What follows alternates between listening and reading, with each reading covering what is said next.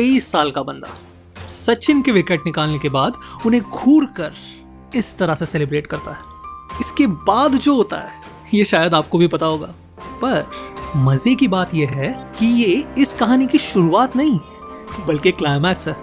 इस लम्हे के पीछे एक बेहद अद्भुत कहानी है जो साफ साफ बताती है कि ओलोंगा ने ये क्यों किया। ऐसा क्या था जिसने एक 23 साल के बॉलर में इतनी हिम्मत जगा दी कि वो दुनिया के सामने भगवान की तौहीन कर दे। एक ऐसी तौहीन जिसके बाद 36 घंटों में जो कुछ भी हुआ उसने एक मिसाल कायम करके रख दी। 31 जनवरी 1995 जिम्बाब्वे। आज एक ऐतिहासिक दिन है क्योंकि आज जिम्बाब्वे के इतिहास में पहली बार एक ब्लैक व्यक्ति उनके क्रिकेट टीम के लिए खेलने वाला है। अफ्रीका का नगीना कहलाए जाने वाले इस छोटे से देश में जहां 99.38% आबादी ब्लैक अफ्रीकन्स की थी, वहां उनकी पूरी क्रिकेट टीम ब्रिटिश ओरिजिन्स के वाइट से भरी हुई थी। आज जब फाइनली एक ब्लैक बंदा अपने देश के लिए सिलेक्ट हुआ था तो वाकई में ये उनके नए जन्मे देश के लिए एक नया मोड़ था। उस पर बंदा था सिर्फ 18 साल का, सामने पाकिस्तान यानी रीनिंग वर्ल्ड चैंपियन। तो लाजमी है पूरी देश की आंखें इस मैच पे लगी हुई थी और मैच शुरू होते ही उसने अपनी पहली ओवर में एक विकेट ले ली और उसके बाद इंजर्ड होकर बीच मैच में बाहर निकल लिया। जिम्बाब्वे ने फिर पाकिस्तान को हराकर अपनी पहली टेस्ट जीत दर्ज की, जिसके बाद उस नौजवान पे थ्रोइंग के चार्जेस लगा दिए गए और वो अंतरराष्ट्रीय क्रिकेट से बैन हो गया। ये था हेनरी ओलोंगा। मैल्कम मार्शल और एलन डॉलन को देखकर बड़ा हुआ ये 18 साल का नौजवान जो सिर्फ प्योर पेस में विश्वास रखता था, जिसे जिम्बाब्वे का पोस्टर बॉय कहा जा रहा था। उसे जल्द से जल्द अपनी एक्शन करेक्ट करके रीवैल्यूएशन करने के लिए कहा गया, पर ये जिम्बाब्वे में नहीं होना था। उसे अपने देश के बाहर किसी प्रीमियर बॉलिंग इंस्टीट्यूट में जाकर ये करना पड़ता। ऑप्शन थे तो अनेक, उस पर अपने बोर्ड की फाइनेंशियल बैकिंग, वो जो चाहिए वो देश चूज कर सकता था, पर उसने चूज किया इंडिया, स्पेसिफिकली चेन्नई का MRF पेस फाउंडेशन जो उस समय ऑस्ट्रेलियन लेजेंड डेनिस लिली के नेतृत्व में दुनिया भर में मशहूर हो चुका था। यहाँ उस 18 साल के बंदे ने एक पूरा साल बिताया, दिन में अपने हुनर, अपने एक्शन, अपने पेस को सुधारता और रात में चेन्नई की गलियों में मजे करता। ऐसी गलियां जहां उस समय एक ही नाम गुंजा करता था,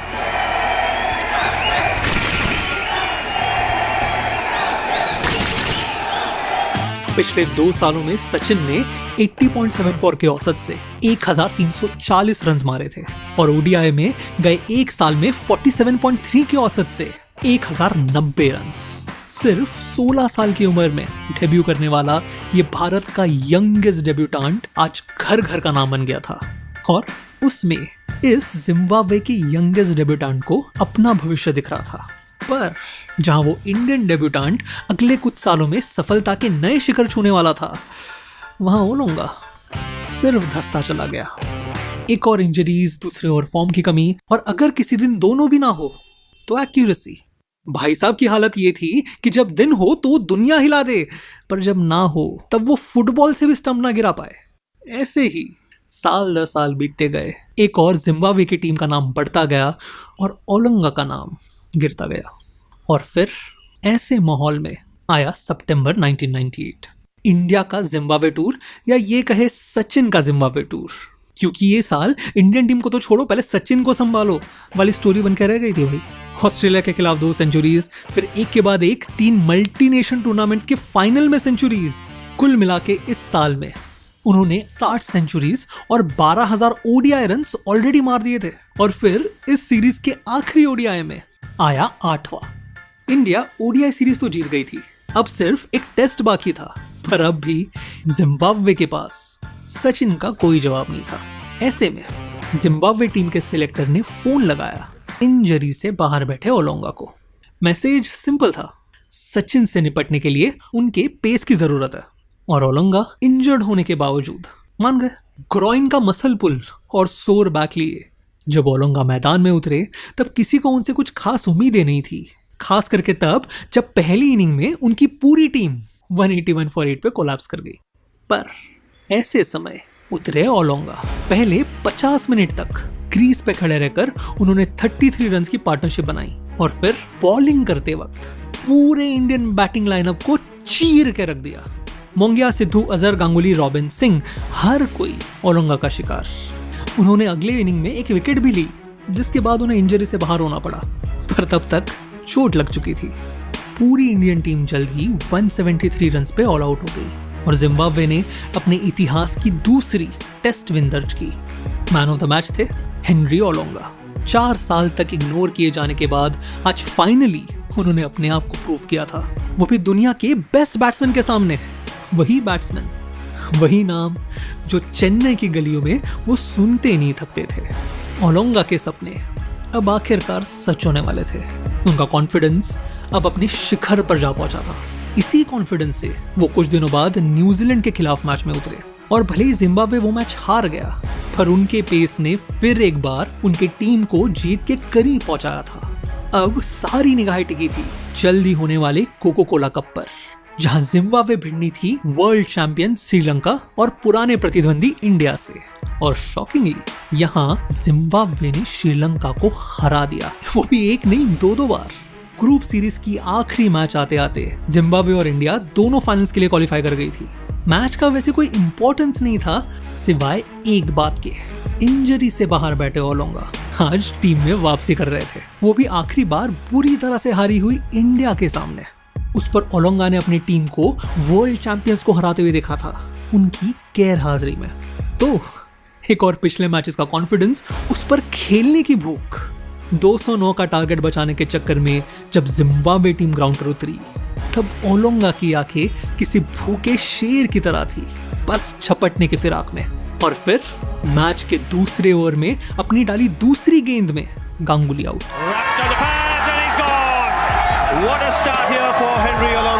अगली ओवर में द्रविड़ घर को रवाना और फिर तीसरी ओवर की तीसरी बॉल पर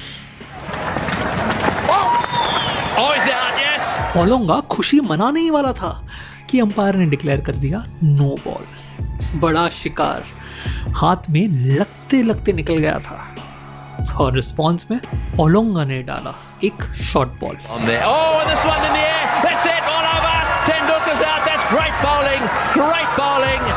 3 ओवर्स और 3 टॉप ऑर्डर बैट्समैन चित, उनमें से एक सचिन, इन फॉर्म दुनिया का बेस्ट बैट्समैन सचिन। उनका गोल, उनका कंपटीशन, उनका चैलेंज सचिन, जिसे ओलोंगा ने 2 बॉल में 2 बार आउट किया था। और इसलिए हुआ ये। He's headed over Tendulkar this evening.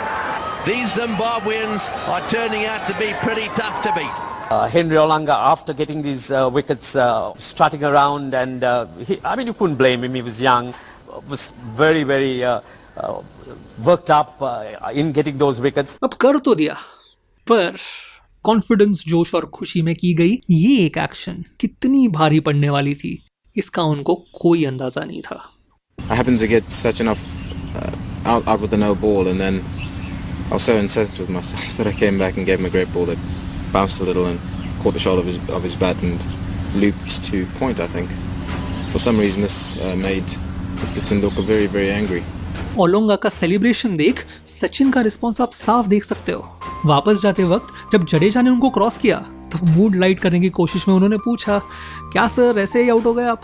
तब सचिन ने झट से ऊपर देखा और बोले, अगले मैच तक रुक। इस टूर्नामेंट के फाइनल्स अब से 36 घंटे में होने थे और सचिन के शब्दों में ये उनके जिंदगी के सबसे लंबे 36 घंटे थे।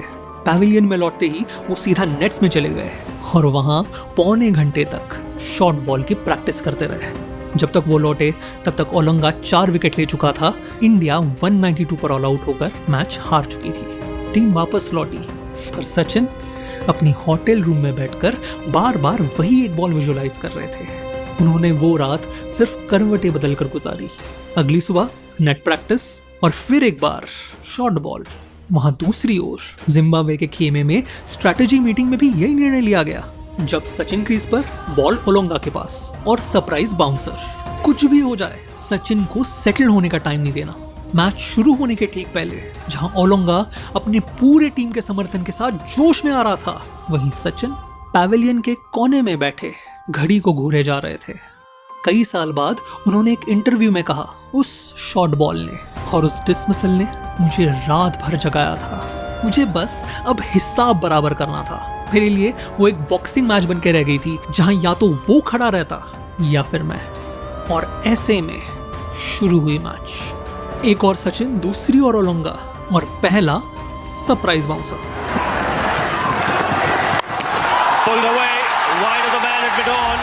वो कहता है ना, शांत इंसान को जब गुस्सा आता है। सचिन ने फिर ओलोंगा के साथ जो कुछ भी किया वो किसी कत्ल से कम नहीं था।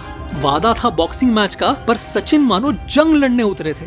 शॉट के बाद शॉट, शॉट के बाद शॉट, मानो हर बॉल स्टेडियम के बाहर मारने की फिराक में। उनका वो बॉडी लैंग्वेज, उनका एटीट्यूड, उनका अग्रेसिवनेस देख जिम्बाब्वे के प्लेयर्स तो छोड़ो, दादा तक चौंक गए थे।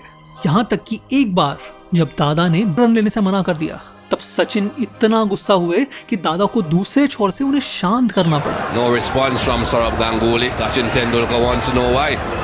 मैच खत्म होते होते दादा के 90 बॉल्स में 60 रन थे और उतने ही बॉल में सचिन के 124 run. Oh, that's a great shot. Wonderful shot. Beautifully played. 12 चौके 6 छक्के, और अगर आप विश्वास करेंगे तो ये स्ट्राइक रेट उनके शांत होने के बाद का था, क्योंकि ओलोंगा जब बॉलिंग कर रहे थे तब उन्होंने अपनी हाफ सेंचुरी सिर्फ 28 बॉल्स में कंप्लीट की थी। 28 बॉल्स। ओलोंगा, जिसकी पहली ओवर दादा ने फेस की थी सिर्फ 5 रन के लिए, उसके अगले 5 ओवर्स 45 रन के लिए चले गए। Rather than take him off, if he keeps him on, we'll all be home for dinner early. You got a feel for him. It's such a good game last night. Bharat एक भी wicket गंवाए बगैर 30 overs में match जीत गया। That's a great shot. That's maximum. India have won a magnificent victory against the Zimbabweans. Zimbabwe के dressing room में सन्नाटा छाया हुआ था। ओलोंगा एक कोने में सिर झुकाए बैठे थे। हीथ स्ट्रीक, जो आगे जाकर इस टीम के कप्तान बने, वो उठे और ओलोंगा को बोले, जब उस जैसा बैट्समैन इस तरह बैटिंग करने को ठान ले, तब दुनिया का कोई भी बॉलर उसके अगेंस्ट कुछ नहीं कर सकता। तो निराश मत हो, सिर्फ सीख ले और आगे बढ़ जा। स्ट्रीक की ये नसीहत शायद ओलोंगा को काम आई हो, क्योंकि इस मैच के ठीक बाद हुई पाकिस्तान के अगेंस्ट टेस्ट में ओलोंगा ने फिर एक बार 5 विकेट्स लेकर वो मैच जितवा दी। आगे जाकर वो उस सीरीज के मैन ऑफ द सीरीज बने।